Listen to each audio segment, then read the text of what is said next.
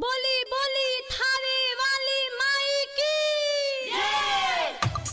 lover हमार आई मेला सखी मेला सखी ओही में होई खूब खेला सखी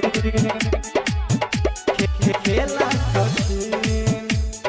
लवर हमार आई मेला सखी धूमधाम से दशहरा आइल गजब है आज पंडल बस सजाइल ए सखी सुनता रहू धूमधाम से दशहरा आइल गजब है आज पंडल बस सजाइल संकल्प में सखी खाली लागे एगो सिक्का संकल्प में सखी खाली लागे एगो सिक्का सबे कहता जय जय सखी लवर आई हमार मेला सखी ओही में होई खूब खेला सखी लवर हमार आई मेला सखी ओही में होई खूब खेला सखी खेला सखी लवर हमार आई मेला सखी ओही में होई खूब खेला सखी खेला सखी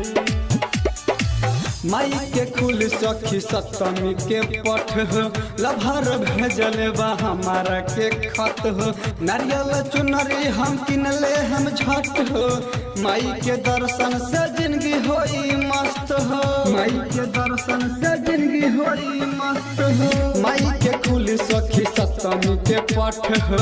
लभर भेजल बा हमारा के खत हो नारियल चुनरी हम किनले हम झट हो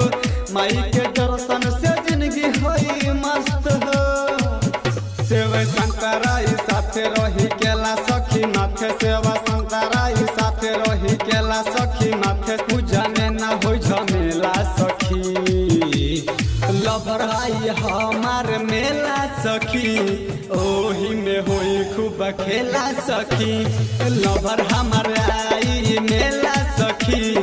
ओही में होई खूब खेला सखी खेला सखी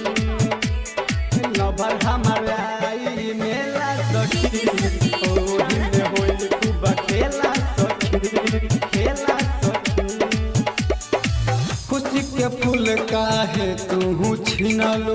राजा किशोर के भागा बनवलू गोलू भोजपुरिया रोज कहेला माई के सूरतिया लगे बेला माई के सूरतिया लगे बेला खुशी के फूल काहे तू छीनलू राजा किशोर के भागा बनवलू